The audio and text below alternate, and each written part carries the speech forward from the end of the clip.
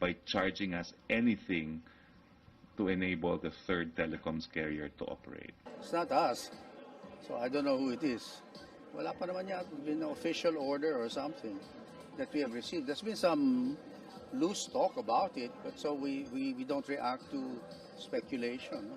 Kinatigan ng Korte Suprema ang 1 taon na pagpapalawig ng martial law sa Mindanao. 10 mahistrado ang bumoto pabor sa martial law extension at pagbasura sa 4 na petisyon na inihain laban dito. Kabilang sa pumabor ang 3 mahistrado na appointee ni Pangulong Rodrigo Duterte. Kasama naman sina Chief Justice Maria Lourdes Sereno at Senior Associate Justice Antonio Carpio sa 5 tumutol. Sa desisyong isinulat ni Associate Justice Noel Tiham, nakitaan daw nila ng sufficient factual basis ang pagpapalawig ng batas militar. Hindi rin daw pwedeng panghimasukan ng SC ang paraan ng pagtalakay ng Kongreso sa hiling ng Pangulo na martial law extension. Nagpasalamat naman ang Office of the Solicitor General sa pagpanig ng SC sa gobyerno. Nababaliw na siya. Yan ang reaksyon ni Davao City Mayor Sara Duterte sa hiling ni Senador Antonio Trillanes na paimbestigahan sa Senado ang tagong yaman umano ng pamilya ng Pangulo. Sa isang Facebook Live interview, muling iginiit ng alkalde na nagsisinungaling si Trillanes dahil na hindi na nga raw ito mailantad ng kanyang mga source. Hindi raw makakatulong o nakakatulong ang ginagawa ng senador sa pagpapabagsak sa Pangulo. Pero aminado siya na mula pa noong kampanya ay may abogado na silang kinuha sakaling maging kaso sa korte ang umano'y mga pasabog ng senador. Sa tanong naman kung bubuelta sila ng kaso kay Trillanes, sagot ng alkalde, hindi. I believe in democracy. I respect his opinion, but I think he's really going crazy, and but I still respect crazy people. President Rodrigo Duterte leads the destruction of smuggled luxury cars at the Customs Bureau. He also addresses the agency's 116th anniversary celebration. Let's bring in our senior correspondent, Ina Andulong, live from Manila. Ina, tell us what happened. Pia, using a backhoe, 20 luxury vehicles or smuggled luxury vehicles were destroyed earlier here at the Bureau of Customs. The backhoe literally ran over and crushed the cars one by one as President Duterte watched. There were similar scenes in Davao and Cebu where another 10 smuggled vehicles were also destroyed. A Lexus, a BMW, a Corvette, an Audi, Mercedes-Benz, and Jaguar. These are just some of the brands of vehicles we saw crumble under the weight of a moving backhoe. Now, their estimated value, 61.6 million pesos. The message of the government is clear. Smuggling will not be tolerated. Now, although the units are practically destroyed, President Duterte is already saying he knows what to do with these units, sell them or give them away to scrap buyers. Here's the president in his own words. Itong smuggling ito, this kind of racket has been going on again and again and again over a period of centuries. Well, it has to stop. Just make me a rough computation. A true and correct, rough lang. Ngayon ba, without looking into the papers, how much it is. Kasi ang order ko kay DILG Secretary, pati kay, I don't know the other one, sabi ko, ibigay ninyo sa tiga pabili ng bakal. At least, hindi sila makakotse ng ganon. Pero baka may kuha pa sila doon, laruan na. Now, there is a member of the first family linked to smuggling. Presidential son and former Davao City Vice Mayor Paolo Duterte has been accused of being involved in the illegal entry of the 6.4 billion drug shipment from China. His father, the president, also mentioned him in his speech. Alam niya papatayin ko siya. Kung hindi, ipapatay ko siya. Yan ang totoo niyan. Where is he now? Where will be he tonight? Pantalan yan. Yan ang hanap buhay niya eh. Now, this isn't the administration's first time destroying smuggled goods. Earlier, the government also destroyed 130 million packs of cigarettes without the necessary or proper tax stamps. Finance Secretary Sonny Dominguez says the president's standing order is to destroy all smuggled goods. Now, for those asking why these cars need to go to waste, why not use them in government or perhaps auction or sell them for extra revenues? This is what Dominguez has to say. When you auction it out, there's a good chance that those people who smuggled it will actually participate in the auction. So it just defeats the purpose. Well, the Bureau of Customs says this is just the first batch of smuggled luxury vehicles to go. Many more are lined up to be crushed once the required legal paperwork is completed. Pia? Ina Andalong there reporting live. Number 1 sa pinagkakatiwalaan daw ng taong bayan. Yan ang pambihirang achievement ngayon ng Caloocan PNP ayon sa survey ng National Police Commission. Pambihira. Teka, di ba dyan daw nadali si Kian de los Santos at Angelo Arnaiz? At may nakita pang ang CCTV na kinakaladkad ang binatilyo bago patayin. Ito po sa survey na ginawa mula October hanggang November 2017, nakakuha ng 88.8% trust rating ang Caloocan Police. Malaki ang inilundag mula sa 65% noong nakarang taon, kung saan top 3 naman sila.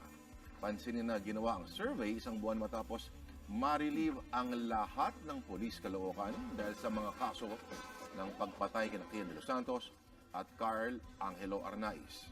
Nag-swap naman sila ng number 1 last year na Marikina PNP na top 3 na ngayon sa puntos nilang 83.3%. Number 2 naman ang Quezon City na noong 2016 ay pang-12 o nasa bottom 3. It's a tie naman para sa pinakahuling pwesto. Nagsishare sa rank number 14 ang Mandaluyong kung saan may napaulat na shootout kamakailan at ang Valenzuela City Police. Nanawagan ang Department of Interior and Local Government sa mga botante na maging mapanuri sa pagboto sa barangay at sangguniang kabataan election sa Mayo. Ang detalye mula sa aming correspondent na si AC Nichols. AC?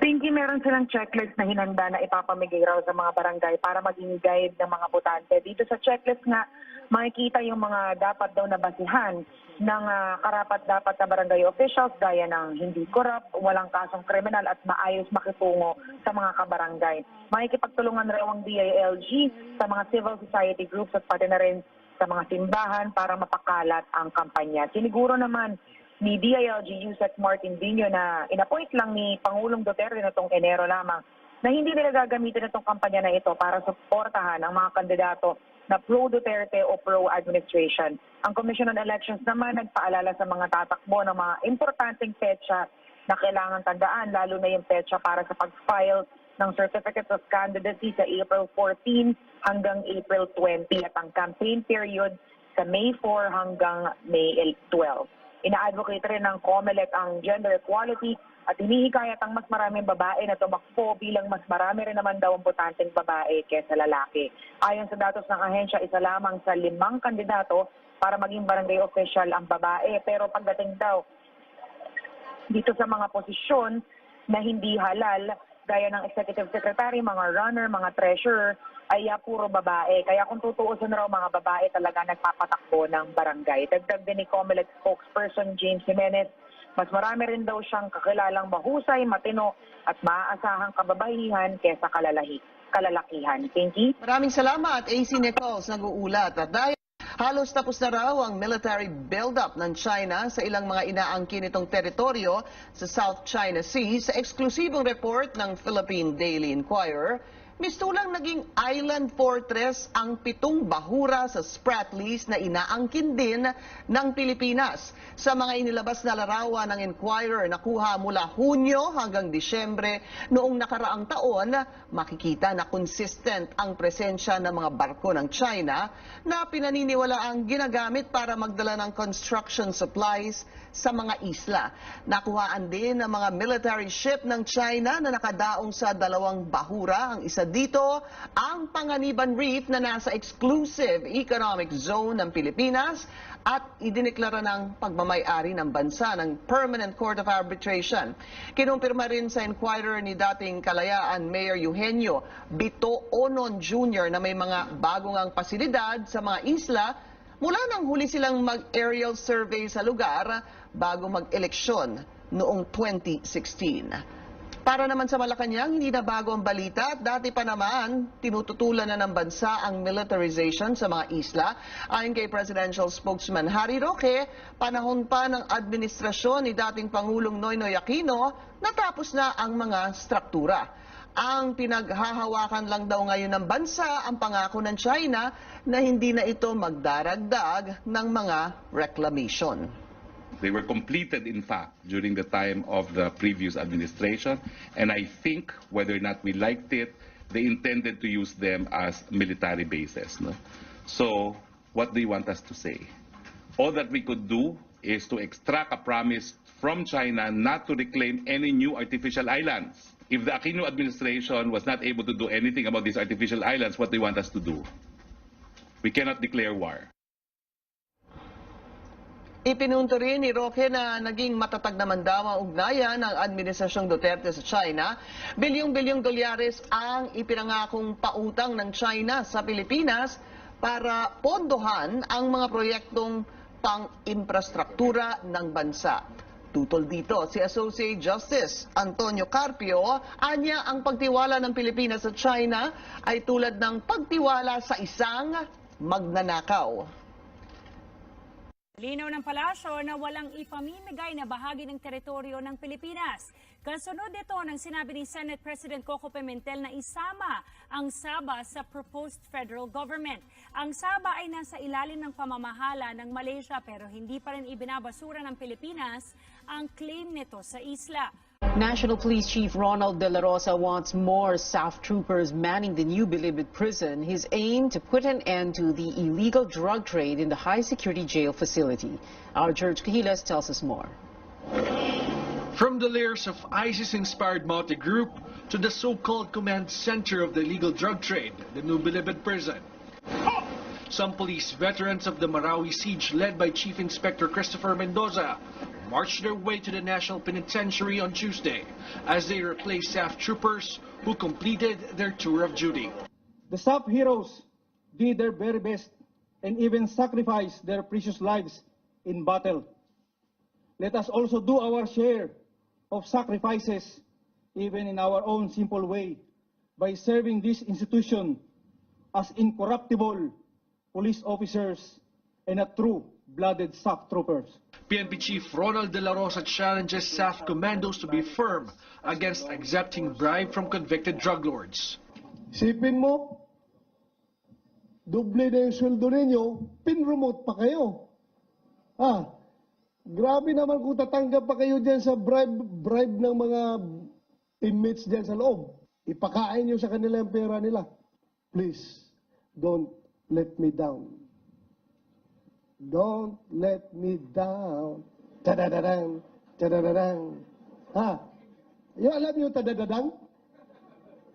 Pag you let me down, ibig sabihin, tadadadang, tadadadang. Yun. Akong babaril sa inyo. Pag kayo ay tatanggap ng bribery dyan sa loob. De La Rosa, who will become the next Bureau of Corrections chief, wants to deploy SAF personnel at the medium security compound as he received reports of drug transactions happening there. A battalion of SAF troopers numbering around 400 are manning the maximum security compound and Building 14 inside the NBP. And while internal security is beefed up, De La Rosa says they're also on the lookout for Chinese drug lords operating outside the prison, like those in Binondo, Manila. Palabasin na palagi na dito nagagaling yung transaksyon ng droga para ang focus andito lahat. Nakafocus na dito, hindi na mapapansin yung mga drug lords sa labas at sira pa yung Bureau of Corrections at saka Special Action Force. De La Rosa also visited the Correctional Institute for Women in Mandaluyong City and spoke with so-called drug queen, Yu Yuklay. George Kailes, CNN Philippines. Nanawagan ang isang grupo ng mga doktor na itigil na ang sinasagawang autopsy ng PAO sa mga namatay na bata matapos maturukan ng dengue. Ang kontrobersya sa anti-dengue vaccine ay nakakaapekto na raw sa iba pang vaccination program ng gobyerno. Narito ang report. Ito ang naging eksena kahapon sa Kongreso matapos ang pagdinig sa dengue. Ilang mga magulang sinugod si dating Health Secretary Janet Garin. The deception that is happening, the public uproar that's being created is something that should not happen to a country like the Philippines. Pero ang grupong Doctors for Public Welfare na binubuo ng halos 400 doktor, kabilang na si dating Health Secretary Esperanza Cabral, nananawagang itigil na ng Public Attorney's Office ang isinasagawa nilang mga otopsiya. But what did these people do? They had a television crew inside the autopsy room. And right after they had cut the bodies up, maybe not even have harvested the organs, they appeared on television with their hands bloodied, with their masks on, with a gown on, to say that most likely these patients died from the dengue. Sabi ni Cabral, hindi dapat naglalabas ng konklusyon ng PAO hinggil sa kanilang ginawang autopsy. Miski nga sa punerarya merong mga tao doon na authorized na gumawa nitong paghiwa ng bangkay at pagkuha ng mga organs. Pero hindi sila authorized na gumawa ng diagnosis. Kaya naman sa halip na makatulong